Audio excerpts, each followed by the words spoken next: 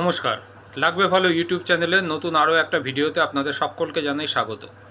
আপনারা অলরেডি জানেন যারা আমার ভিডিও দেখেন, তো আমি এখানে যে আমার পুরনো অ্যাভিয়ারিটা ছিল, মানে পাখির খাঁচাটা ছিল, সেই পুরনো অ্যাভিয়ারিটায় অল্প রিপেয়ারিং বা রিমডিফাই করছি আর কি বলতে গেলে।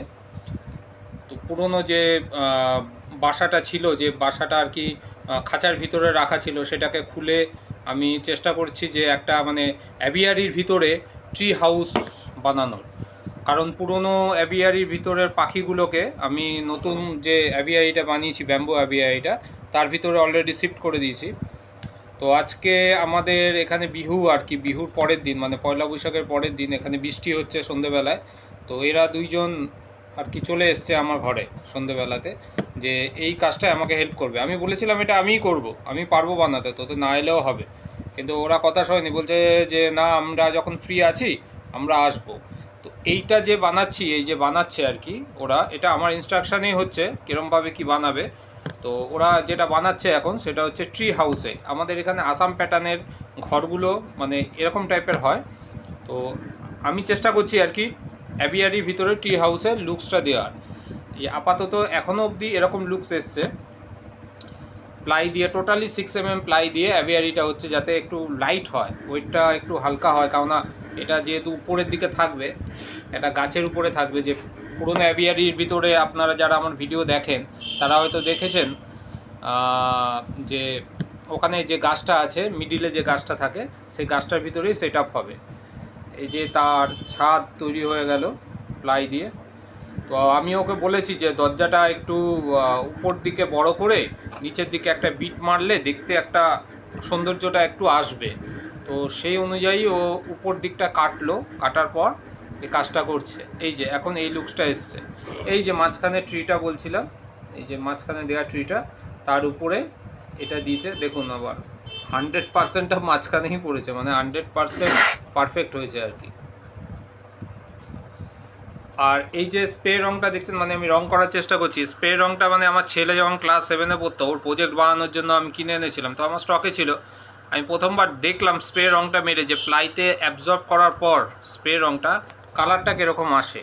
তো সেই স্প্রে রঙটা ফার্স্ট হোয়াইট দিয়ে আর কি করছি। মানে এটা এই মানে যে ট্রি হাউসের যে ট্রি হাউসটা যে হোয়াইট কালারই বানাবো, খালি এই যে বর্ডারগুলো দেখছেন, এই বর্ডারগুলো ভাবছি যে অরেঞ্জ কালার দেবো।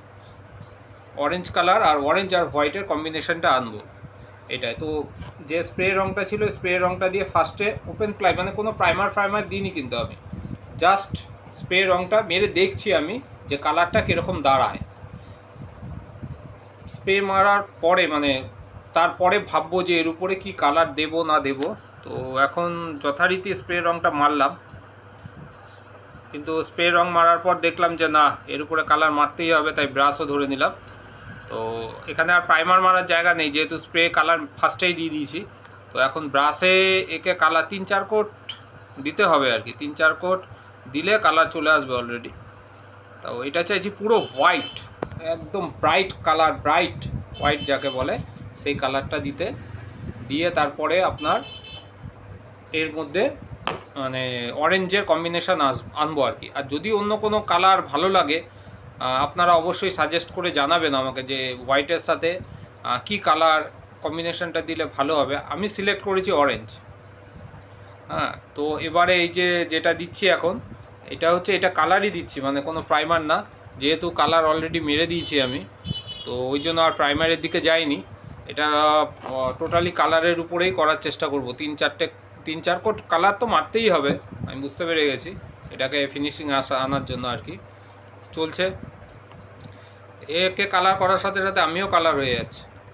মানুষটা গায়ের রং কালো, সাদা রং মারতে মারতে আমিও হালকা হালকা সাদা হয়ে যাচ্ছি। যাই হোক, একটু মজা করলাম, খারাপ পাবেন না। আর চলছে একা একাই, এর জন্য আমি কোনো মিস্ত্রি লাগাইনি, কারণ এই সব কাজ আমি নিজে একা একাই করতে পারি, এর জন্য কোনো মিস্ত্রি দরকার পড়ে না। আর কাজ করতে আমি ভালোবাসি, বিশেষ করে এইসব কাজ।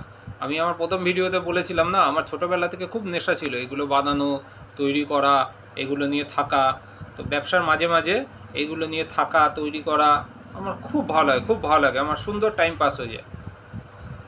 আর এই যে ওয়ালটাও ভাবছি কিছু একটা কালার করবো। ও যেটা দেখানোর কি রিপেয়ার করেছিলাম, এই উপরটা আগে ফাঁকা ছিল, আমি নেট গুজে রেখেছিলাম, এই দিকটা প্লাস্টিক নেট ছিল, পিছন দিকে প্লাস্টিক দিয়ে রেখে দিয়েছিলাম।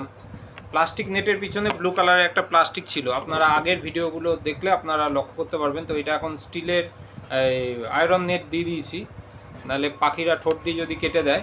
আর এই ওয়ালটাও ভাবছি কালার করব। আর এখানে তো অলরেডি যেখান থেকে আমার একজন পালিয়ে গেছে তার জন্য ওখানে ব্লক করে দিয়েছি। এইগুলোই রিপেয়ার করেছি, রিপেয়ারিংয়ের কাজ এগুলোই হয়েছে। মানে আমি ওই সব ওই জোড়া তাপ্তিগুলো ভালো লাগে না, প্লাস্টিক দেওয়া নেট দিয়ে আটকে রাখা। আমি চাই একদম নিট অ্যান্ড ক্লিন, 100% পারফেক্ট। তো দেখুন এখনও অবধি কিন্তু স্প্রে একবার মেরেছি, তারপরে হোয়াইট ব্রাশ দিয়ে হোয়াইট কালারটা একবার মেরেছি, তাতে এরকম কালার এসছে। তো আমি আরও এর উপরে 2 কোট মারবো, এতে কিন্তু বর্ডারগুলো প্রমিনেন্ট বোঝাও যাচ্ছে। তথাপি এই যে বর্ডারগুলো আমি অন্য কালার দেবো। আর সাথে সাথে আমি এদিকেও মেরে দিয়েছি কালার, এদিকেও কালার মেরেছি, ভিতরে কালারই মেরে দিয়েছি, ডাইরেক্ট কালার মেরে দিয়েছি, কোনো প্রাইমার মারিনি। আর বাইরের দিকটা যে প্লাইটা দেখছেন এগুলোতে আমি প্রাইমার মেরেছি, উডেন প্রাইমার মেরে দিয়েছি এগুলোতে আমি কালার করব। আমার ইচ্ছা আছে এটা মানে একটা ফরেস্ট কালার্সের লুক দেবো, যেমন হচ্ছে আর্মির যে উর্দির যে কালারটা ওরকম টাইপের বাইরে একটা কালার দেবো, ছোপ মানে green, yellow, silver, white, dark green, silver, white আর একটু অরেঞ্জ, একটু ইয়েলো এর কম্বিনেশনে ছোপ করে কালারটা দেবো। আমি জানি না কিরকম কি লুকস আসবে কালারটা দেওয়ার পর, তবে আমি মানে এটা ভাবনা চিন্তা করেছি যে এরকম দিলে মানে লুকসটা ভালো আসবে হয়তো। মানে একটা যেহেতু তার সাইডেই ব্যাম্বু অ্যাভিয়ারিটা আছে না, ব্যাম্বু অ্যাভিয়ারির সাথে এই লুকসটা হয়তো একটু মিলবে, সেই জন্যই আমি ভেবে রেখেছি। তো যাই হোক, এখন কাজ চলছে, এই কাজটা তো আরও চলবে, কন্টিনিউ হবে। আপনাদেরকে সাথে নিয়ে আমার কাজ করতে খুব ভালো লাগে, তাই করছি। আর যদি আপনাদের আমার ভিডিওটা ভালো লাগে তাহলে অবশ্যই লাইক, শেয়ার, সাবস্ক্রাইব অবশ্যই করবেন আর দেখতে থাকবেন, লাগবে ভালো।